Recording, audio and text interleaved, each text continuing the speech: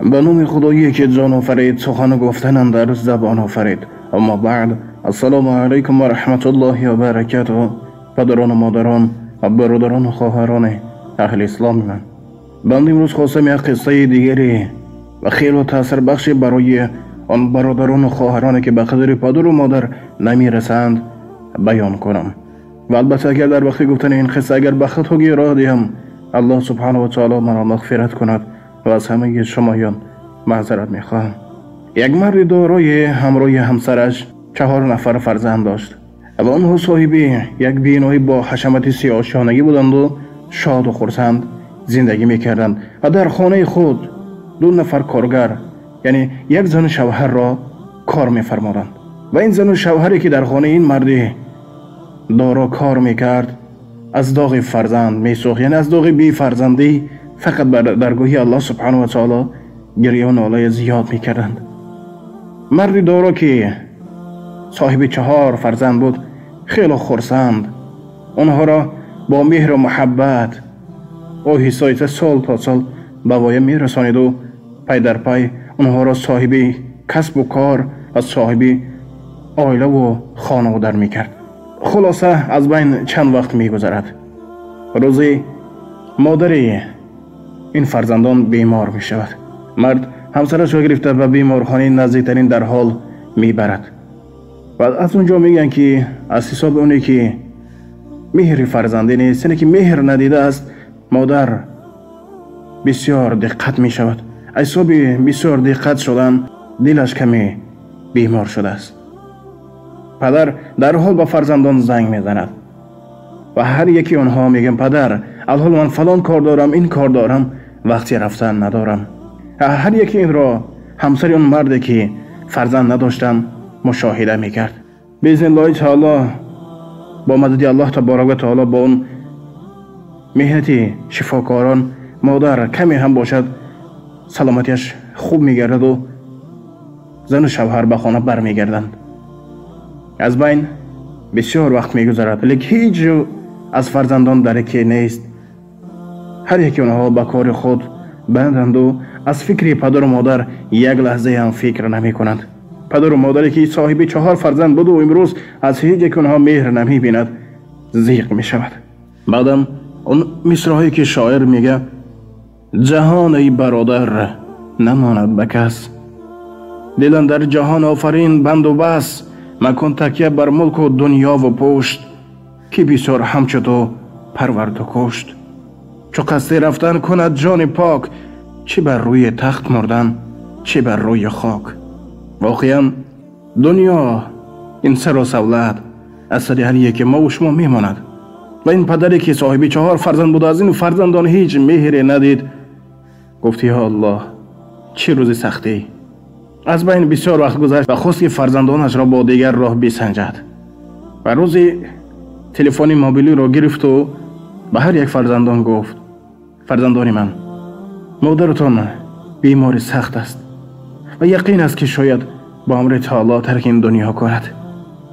خوب میشد که زود می آمدین و آن وصیت مادر را گوش میکردین. این فرزندان بی عقل با هم دیگر صحبت کرده میگن مادر با ما چی مانده باشد؟ کدام خانه رو، کدام زمین رو، کدام مال و دولت رو با ما مانده باشد؟ چون که پدر و مادر اینها خیلی دارا بودند. با شنیدن این خبر این فرزندان به نزد پدر و مادر پرواز کنان میدوند. وقتی به خانه آمده میرسند میبینند که پدر و مادر با هم صحبت کرده نشسته ایم. فرزندان میگه ای پدر این چی مسخره بازی؟ پدر میگوید فرزند شیرینم، در اون وقتی که مادرتون بیمار بود گفتم فرزندان من مادرتون بیمار است زود به نزدش بیایین. گفتن کار دنیا، لیکن به خاطر اون مال و ثروت دنیا شما دوام آمدین. میگه فرزندان من شما به خاطر اون مال و دنیا، نه به خاطر این مادر بیماری که داری، فقط به خاطر مال و دنیا تو به اینجا آمدی. فلانه که این مال و ثروت روزی از دست می رود. اون زنی بی فرزنده که هر یکی اینها را مشاهده داشت دوان به خانه خود رفته پروردگارا اگر فرزند چنین باشد گفت به من فرزند هیچ ضروریتی ندارد. اگر عاقبت فرزند، اگر مهر فرزند تا همین درجه باشد، پروردگارا و من همین بی فرزندی بهتر از اونه که از فرزند بی مهر و عاقبت. بسیار واقعی شده یعنی که یک چند سال قبل یک مردی در بین بازار پدر خود را لطوکوب میکند. وقتی مردم میخواستند که را دستش را قپند، پدرش میگه این مردم دست نرسانین که من خود چندین سال قبل در خودی همینجا پدر خود را لطوکوب کرده بودم.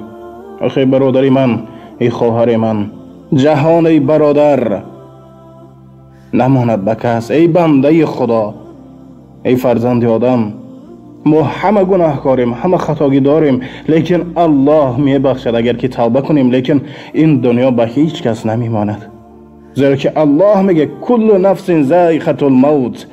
ای فرزند آدم، در خاطر دار که همه شما چشنده مرگ هستین. دلن در جهان آفرین بند و بس. تو فقط به الله تعالی محبت خود را مستحکم کن. عزت و احترام پدر و مادر را در جایش گذار تا که در آینده خود نیز صاحب عزت و احترام گردی. امروز به خاطر مال و دنیای مادر دوان میایی، فردا این چنین عمل از فرزندان شیرینی که تو کلان میکنی برمیگردد. مکن تکیه بر ملک و دنیا و پشت که بسیار همچدا پرورده کشت.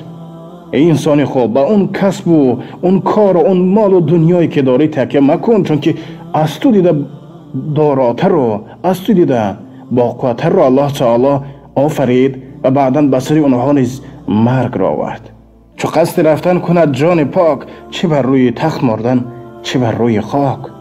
وقتی که مرگ آمد، وقتی که قبض جان آمد، فرق ندارد تو در روی تخت میمیری یا که در روی خاک. جای همه ما و تو اون زیر لحظه‌ای که تاریک است و وابسته از عمل، مکافات یا که جزا دارد. چه خیلی که گفتم این مادر گریه و ناله میکرد، گفت پروردگارا به من این خیلی فرزندایی که عاقبت ندارند بهترش همینه که بی فرزند مانم. ای پسر، ای پسر، از حال زاری مادرت گیر تو خبر.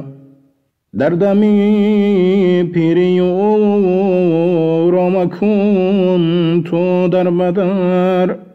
چون برای تو مادر کرده بود جانش فدا. چون برای تو مادر کرده بود جانش فدا. مادرت گر راضی باشد، مادرت گر راضی باشد، راضی است از تو خدا. روز و شب ناکرده خواب مادر تو را خوابانده بود. روز و شب ناکرده خواب مادر تو را خوابانده بود. خسته بیند گر تو را درمان دردت گشته بود. خسته بیند گر تو را درمان درگت گشته بود. تا بگردی بهر مادر قوت و دستگیری او. تا بگردی بهر مادر قوت و دستگیری او. با هزار مهر و محبت او تو را پرورده بود. با هزار مهر و محبت او تو را پرورده بود. خداوند متعال پدر و مادر هر یک ما و شما را در حفاظت خودش نگه دارد و برای ما فرزندان مهر و محبت، ایمان و ادراک فرزندی را نصیب روزه گرداند و در خدمت پدر و مادر بودن را در قلب‌های هر یک ما و شما مستحکم جا کند. و السلام علیکم و رحمت الله تعالی و برکاته. با احترام دوست برادر شما امید رحمت. الله تبارک و تعالی یار و نگهبان همه شما باشد.